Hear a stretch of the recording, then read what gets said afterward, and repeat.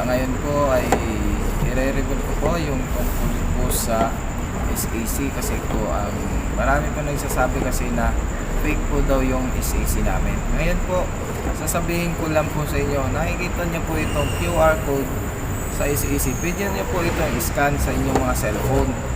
Ngayon, makikita niyo dyan na nakaregistered yung pangalan ng BGFII. Yan po. Brotherhood of Guardians Fellowship Integrated Incorporated. Yan po. Yan po ang lalabas sa cellphone po ninyo. Ngayon, kung hindi pa rin kayo kontento, kasi pinipilit nyo na fake yung mga papers namin, pwede po kayo pumunta sa main mismo ng SEC. Pwede nyo pong ipa-verify doon kahit hindi nyo alam yung SEC number namin, pero alam nyo yung kahulugan ng BGFII, pwede nyo pong sabihin lang doon at matitrace na po yan doon mismo sa main kung talagang nakaregister po ba talaga.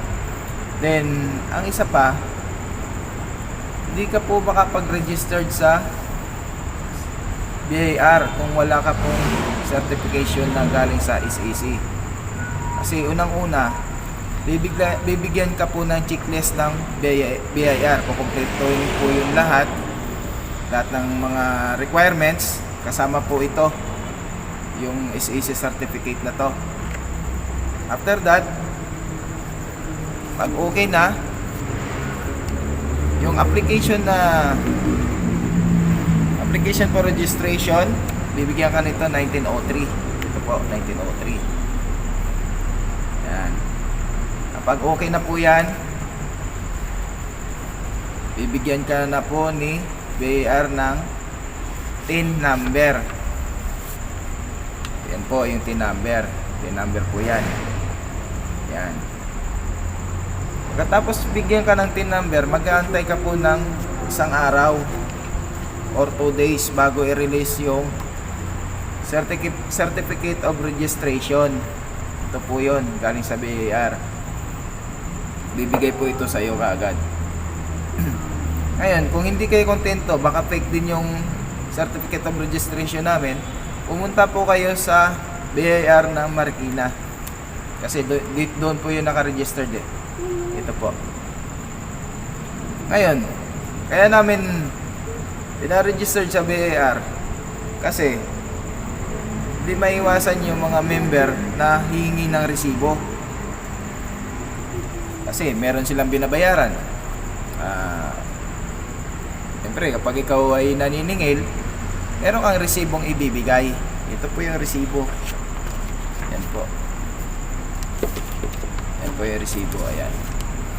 So, nagamit na namin yung isa. Ayan po. Ayan. Naka-register po yun ito mismo sa BIR. Then, ito po yung certificate ng authority to print. Yan po, taga San Mateo po siya. Ito po ay naka-register sa BIR. Then, paano nyo masasabi na fake yung mga papel namin? Ako'y natatawa sa inyo eh. Tapos sasabihin nyo, ang tagal-tagal kumuha ng SEC, aabutin ng ilang buwan, minsan isang taon pa. Hindi po yun totoo. Ang paglakad ko lang dito mismo ng SEC namin na mga certificate saka yung sa BIR certificate, siguro inaabot lang siguro ako ng mga almost 2 weeks. Almost 2 weeks po. Hindi po totoo na ang SEC ay abutin ng ilang buwan or abutin pa ng isang taon. Alam nyo, sinisiraan nyo po si SEC sa mga tao eh. Yung mga nagtatanong na mga ilang buwan ba bago abutin ng mga ilang buwan yan or abutin ng isang taon. Hindi po yan totoo. Kapag ikaw ay nag-online, kapag tama naman yung online mo, wala namang trouble, mabibigyan ka agad ni magpapadala ka agad si SAC sa iyo ng proof of payment. Pwede mo na siyang bayaran kasi yung requirements mo sa is approved na. So ngayon babayaran mo siya. After mong bayaran, ipapadala mo sa SAC dahil nabayaran mo na. Ngayon mag-aantay ka ng ilang araw para i-provide mo yung articles and bylaws mo. Pag na-provide mo na yung articles and bylaws mo, ngayon, saka ka ngayon bibigyan ng SAC number.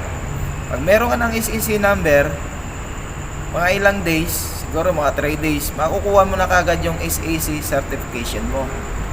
Ganun lang po kadali kapag wala pong trouble.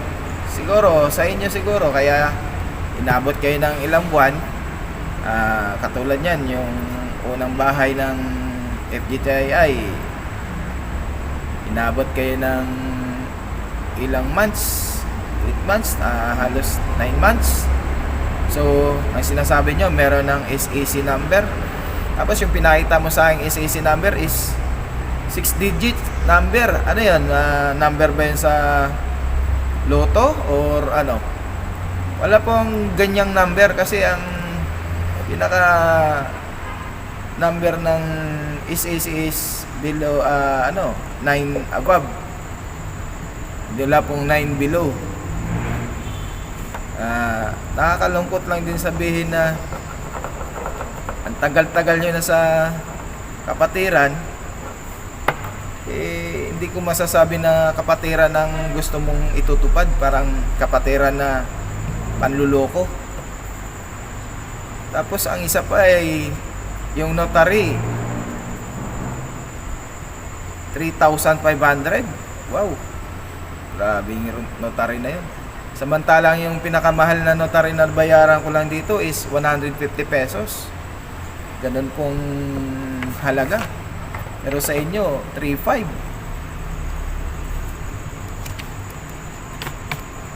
Paano mo masasabing kapatiran ang sinusulong mo kung kapwa mo Pilipino, kapwa mo kapatid sa kabalikat ay niluloko mo lamang?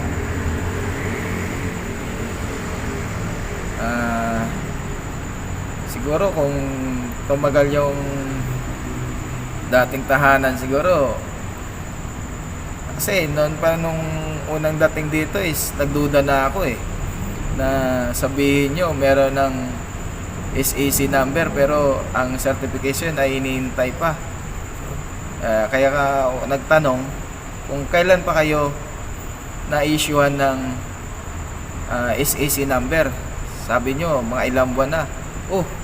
Pag na-issuehan ka ng SAC number, within, ang pinakamatagal yan 5 days may certification na kayo kaagad. Hindi po pinapatagal yan kapag once na may SAC number na kayo, nakapagbayad na kayo. Ang certification to follow na yan kaagad. Hindi po yan tumatagal ng ilang buwan or abutin ka pa ng 1 taon. Nakakabahala lang sa mga ganitong kapatiran na kapwa mo Pilipino, kapwa mo kapatid sa kabalikat, talagang sukdulan yung panluloko. Pero mo, notary lang mismo naabot ng 3,500, kalukuhan yun. Wala pong ganyang notary. Pwede siguro kahit sa incorporators pag nagbintahan siguro ng shares of stock. Yan, pwede pa siguro yung mga ganun kasi binibase yan mismo kung magkano yung kapital niya.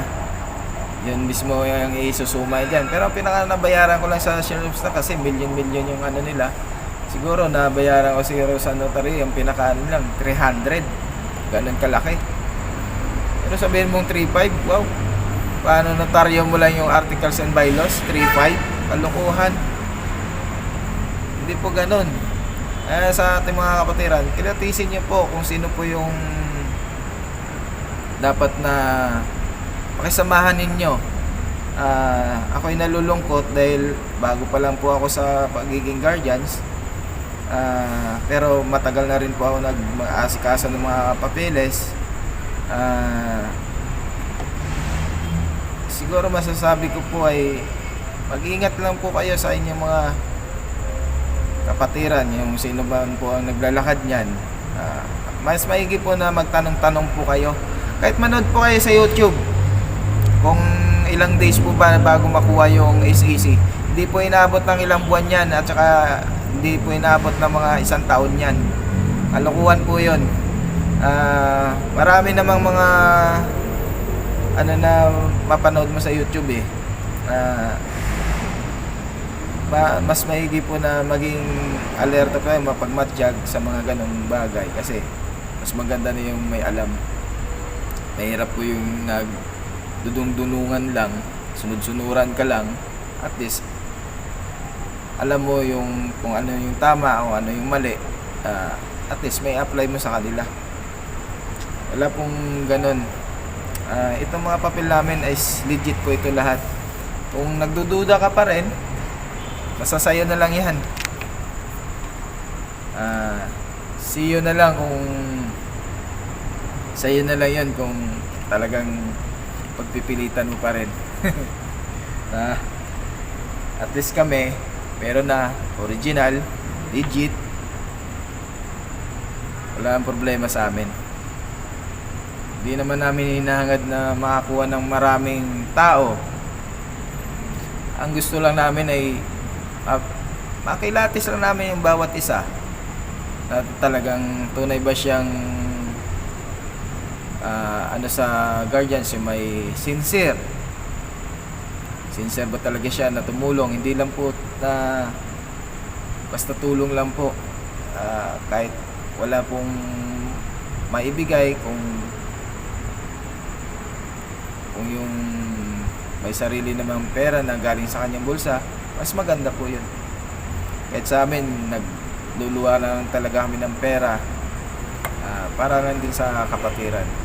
Maraming salamat po sa lahat ng kapatiran sa Kabalikat, at good morning po, mabuhay po tayong lahat ng Live Guardians.